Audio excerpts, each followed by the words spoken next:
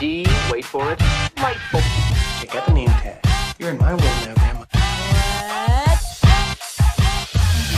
What's up, nerds? So I just finished the first episode of the Book of Boba Fett. And I have to say a couple things before I get started on my breakdown and review. The first thing is that I love Star Wars. I've loved it since I was a kid. I just love this world. I love being in this world. I love the aliens. The Twi'leks are my favorite, and they were a bunch of them in this episode, which I'm happy because they went back to the sexier Twi'leks. I've always felt like recent Twi'leks, especially in the Mandalorian, their Liku are really big and everything and bulbous and not as hot as they were before when you saw Ola in Return of the Jedi. And I liked this episode. It was kind of a slow burn, but I liked it because in the very beginning of it, we saw Boba Fett in the Sarlacc Pit. And it reminded me very much of this artwork that I had seen way back in the day. And I don't remember, I'm throwing it up right now, but I don't remember where it's from. But I always liked that because in the books, Boba Fett did escape from the Sarlacc Pit. He did it in a much different way. But it's, I've always been like, good, because Boba Fett is my favorite character in Star Wars. I love Boba Fett. He's great. I've loved him since I first saw him. And he's always been my favorite character. Return of the Jedi is my favorite movie where he dies. But I really like Boba Fett. He's so great, so mysterious. Well, not mysterious anymore because we know all this stuff, but so mysterious before. And I just really liked him. And I think that Tamara Morrison does a really good job playing Boba Fett.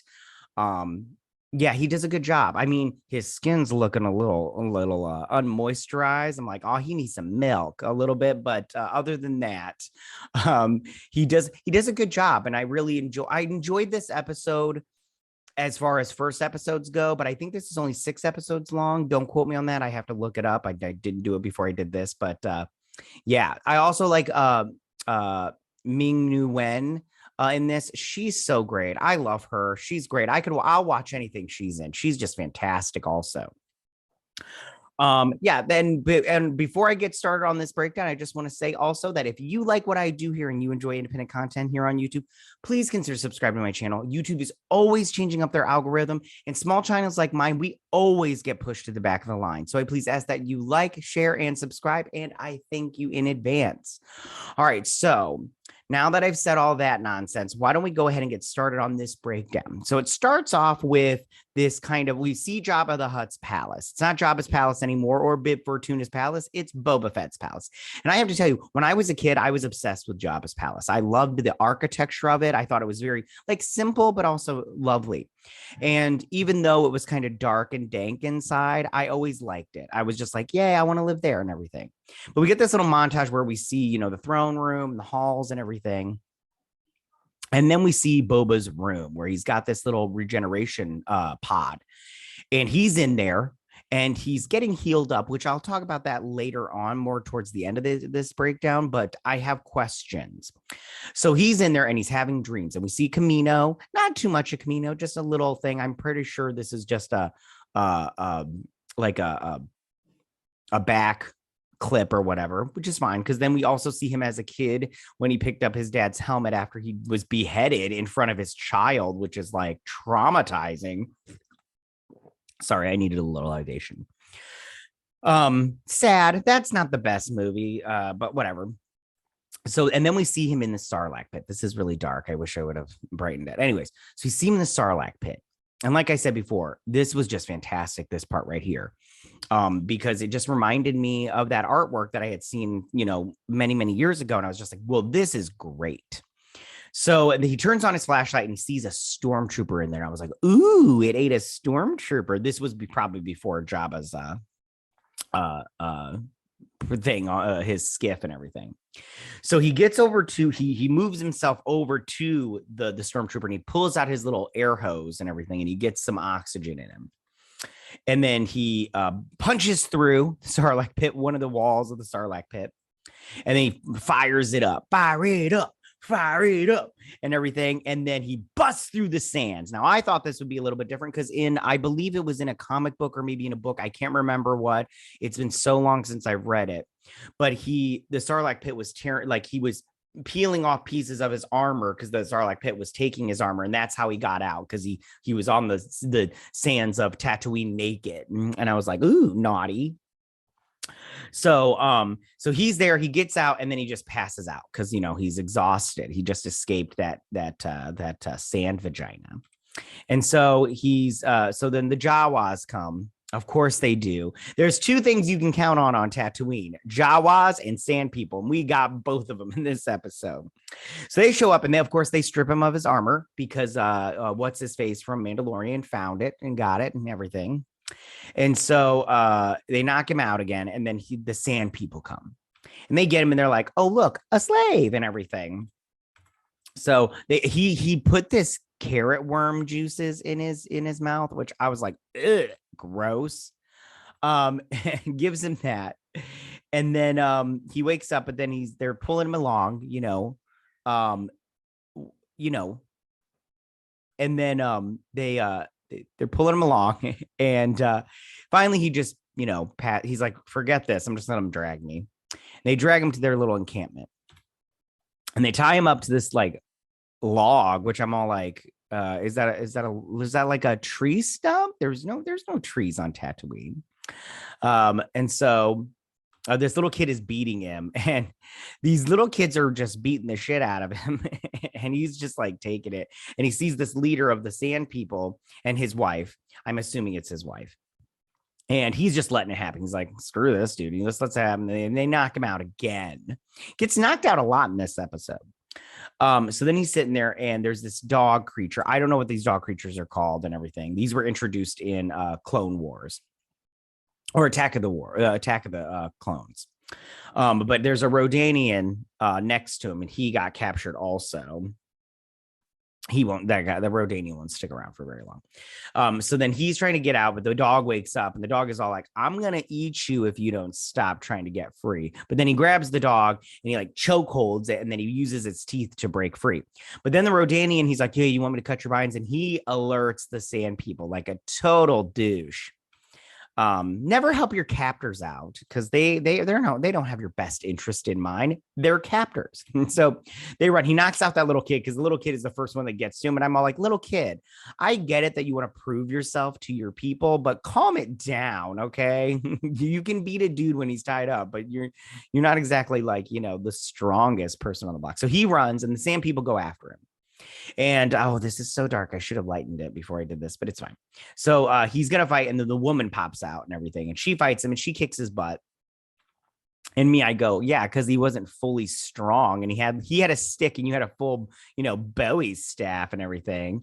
And she beats him, and then they take him back. So then he wakes up, gets waken up by Fennec's hand. She's like, hey, the delegates are here or whatever. I said delegates, the delegates. The laundry is here.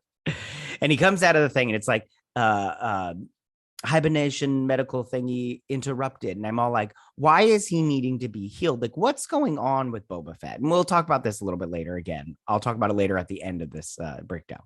So then he gets dressed in his armor, which I kind of like, but the armor looked like it was a little too big for him towards one part in here. And I was like, what's going on here? But it's fine, because and plus I don't know how I feel about the black underneath compared to the gray underneath, but maybe it's just because I'm so used to that classic look.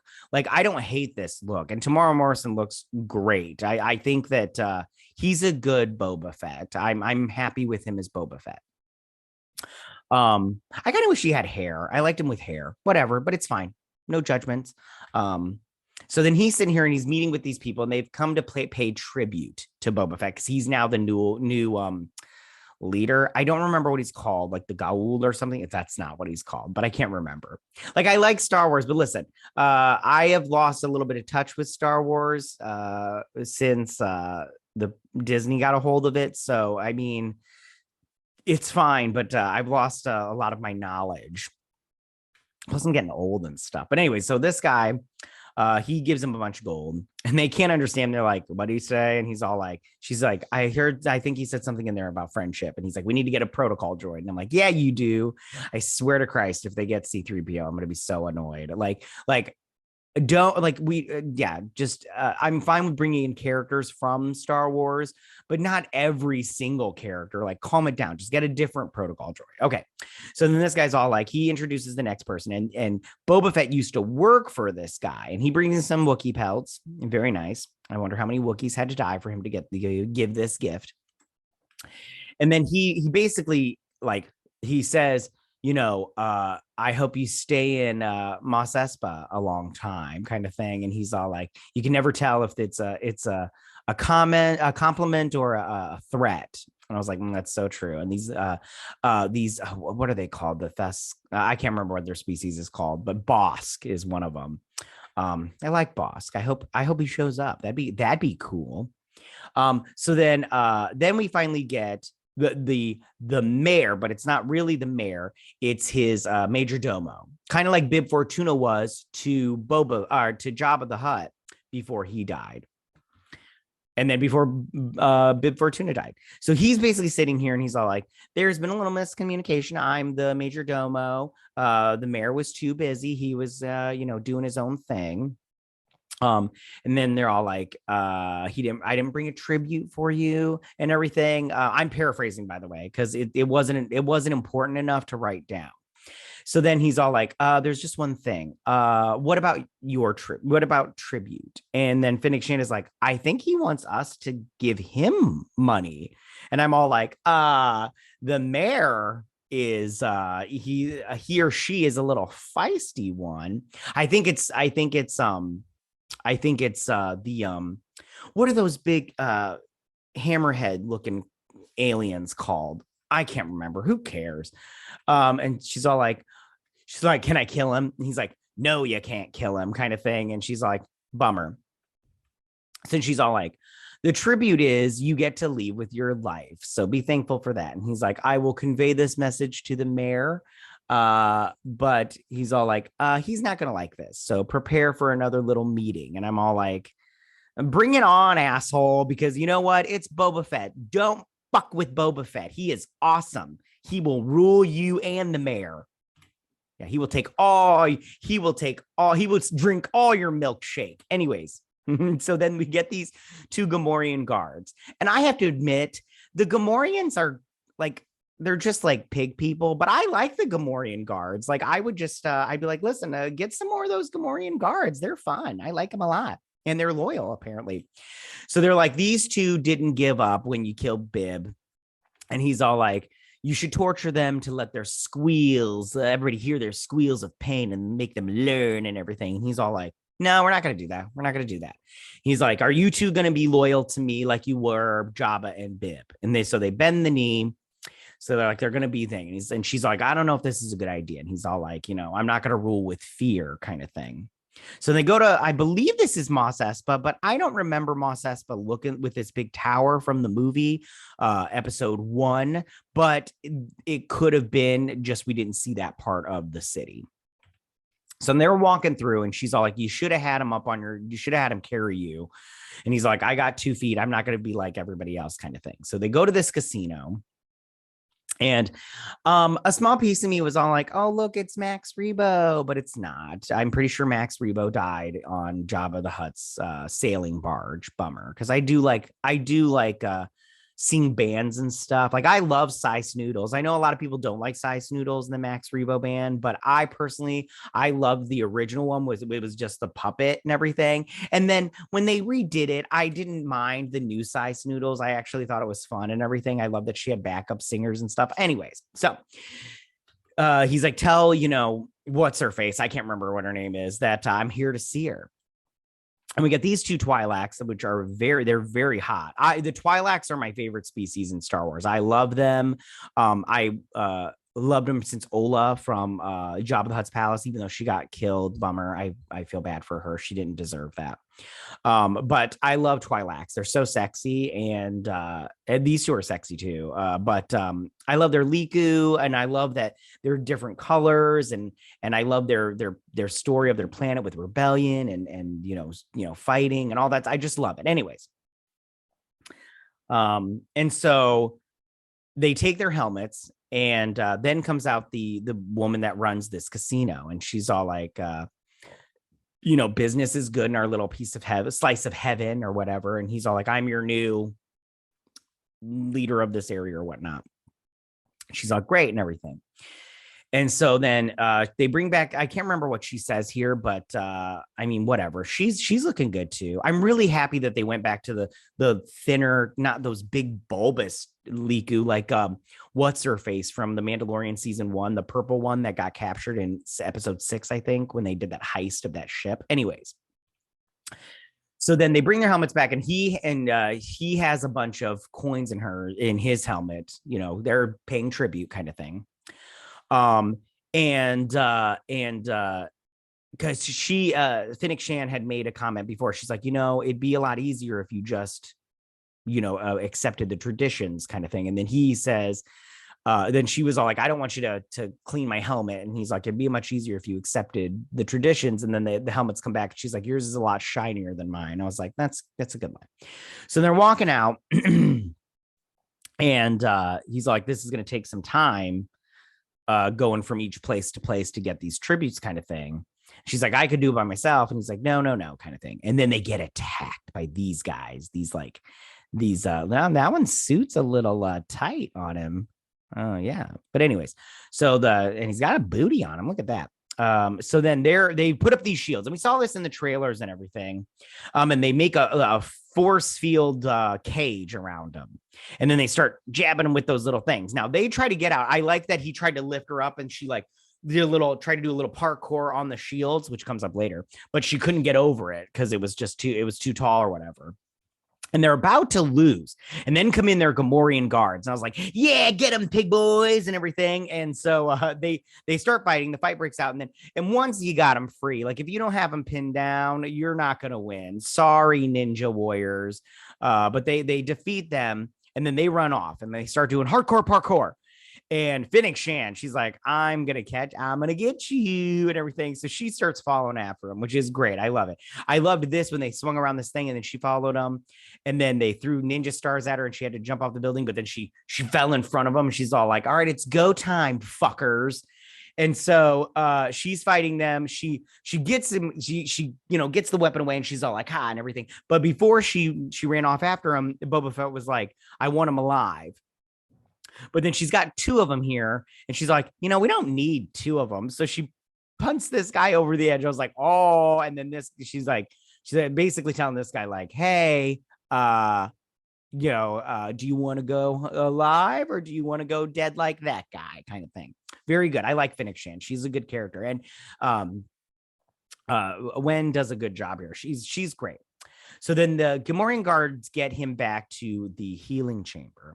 And he gets back in there, and he starts having more dreams. But I want to just say, this is the part where I want to ask about this. Why does he need the healing chamber? And is he going to need it from now on? Or is he just healing from something, before? Because I'm like, what's going on here? I'm just like, what's going on here? Like, is there something going on wrong with him that he's always going to need to be healed in this healing chamber? Like, and what is it kind of thing? So then he has some more dreams, and he's dreaming of this thing, and this little sand kid, I'm pretty sure he had to do this with them because he's like being punished because they escaped before, and he like knocked him out or knocked him over and stuff. And so he brings them along, and they're going through the sands, and they come across this moisture farm, and there's some smoke going on, and these guys are stealing the moisture farmer's water. And they knock him out, and then they spray paint his hut. I'm pretty sure that these little symbols right here will come up later. And so then they go away. Well, then he's all like, all right, come on, let's go. I don't know if they were gonna to take that man's water themselves or whatever, or if they're just, they were just passing it and they just want to see what was doing. So then he tells them to dig, basically. So for these little pods, which have water in them. So they start digging. The Rodanian finds one like right away. And I'm all like, okay, well, why don't you guys just sweep, like comb the desert, like they did in Spaceballs. Anyways, so they start looking for more. He finds one and drinks it. And the kid's all like, "Arr, arr, arr," and everything. And so, the kid tries to hit him and he's all like, back off, punk. I'm thirsty and everything, but he gives him the rest of it. And then he just like dumps it out and gives it to his dog thing. And I was like, that's a boss move. This kid's pretty boss and everything. And sand people, I don't know if we've ever seen what sand people look like underneath their masks, but I'm curious to see what they look like underneath their masks and everything. Because I mean, like, they don't talk. They're just like, and everything. That's not how they sound, but whatever. So he's looking in the Rodanian. He's talking to Rodanian. He's like, why did you sound the alarm when I tried to free you and we tried to get free, jerk, and everything? And I'm like, yeah, dude. I'm like, you should just let him run off. You didn't need to do anything. They wouldn't have. What were they gonna do? Punish you because this guy escaped? What? I mean, they might have, but whatever. You should have just escaped yourself. So then he finds this, and it's a claw. I knew it was a claw, like right off the bat. Like as soon as he like started wiping away, I was like, oh, that's a claw. It's a creature. It's still alive. And it comes up and it grabs his arm, and then they wake up. It grabs his neck and everything, and it comes out. It grabs the chain, pulls him along, and then it pops up now, and it's like and everything. Now I have no idea what this creature is from Star Wars lore, and I didn't Google it before because I literally just finished watching the episode, so I didn't Google any of this. I didn't have time because I got to go to work early today, so I was like, I got to get this breakdown. Next time I'll do it. But I was all like, so this happened. And I was like, okay, fine, everything. And he's, I love it. Huh? I'm going to eat you now and everything. So he grabs the Rodanian. I thought he was going to kill the Rodanian right here, but he didn't. He slams him down. The dog comes up and grabs him. And he, punts the dog or whatnot.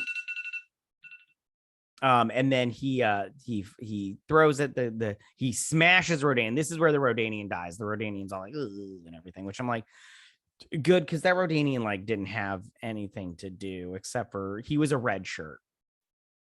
And then he gets he grabs him by the head and everything. He's all like, jostling him around. The kid comes and stabs him in the foot, and he's like, that hurt, and punts him away.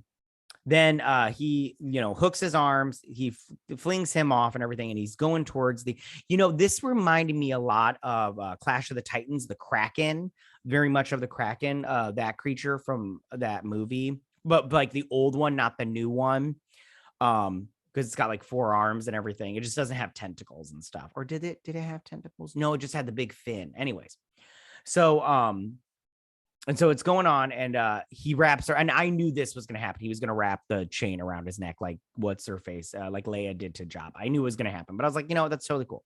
And chokes this thing to death. Then they go back, and he's got the head, and the kid takes credit for the kill. And I think that it was because I think they sent him along with the prisoners to dig up pods because he had let him escape from before. And now they're all like praising him because he killed this little, Kraken. I'm going to call it the Kraken. And so the leader right here, the chief or whatever he is all like, I know what you did, but he doesn't say it because they don't talk. And when they do talk, it's just like, arr, arr, arr, arr, arr, and everything, like seals and shit. And he hands him this pod and he drinks it. And then that's the end of the episode. And I have to say, even though it wasn't overwhelmingly like huge, I do think that I thought this was a solid episode. I mean, I did enjoy it. I thought the fight sequences were fun. I thought that, the acting was decent. I loved, like I said before, I love Tamira Morrison as Boba Fett. I love being in the Star Wars world. I mean, if this is only 6 episodes, it's not long enough. But I'll take what I can get. And, and I think that I think that the filming this, they had that like little space. and then it's all just, like they project the background up on it. I think that's great. I think that we're moving into an era where you don't have to be on set, so you can make these things for cheaper, which I'm all about, like making, so you get, a high profitability kind of thing. And I mean, if you can do it for less money, but still have the quality really well, then, we might get more, which I'm all about. So, all right, well, that's my breakdown and review of this episode. I did like it a lot. Like I said, maybe I'm biased because I love Boba Fett. He's my favorite, but I did enjoy this episode. All right, so tell me, what did you guys think about this episode? Did you like this episode? Did you not like this episode? Do you love Boba Fett? Look, I wore my Boba Fett shirt today. Do you like Boba Fett? Do you not like Boba Fett? Do you, what do you want to see happen? Do you think that him getting into that healing pod is like an ongoing thing? And what's your thoughts on that whole situation? I'm curious, is it because he was in the Sarlacc pit? Is it because he's a clone? Do other clones have this problem? I'm very curious to see what's happening with all of that. All right, go ahead and leave all your comments in that section down below. If you like this video, go and hit that like button. I won't mind. If you're new to my channel, please hit that subscribe button. I'd greatly appreciate it. I will see you guys next week on my Boba Fett breakdown and review. You guys have a good week. May the force be with you. Bye.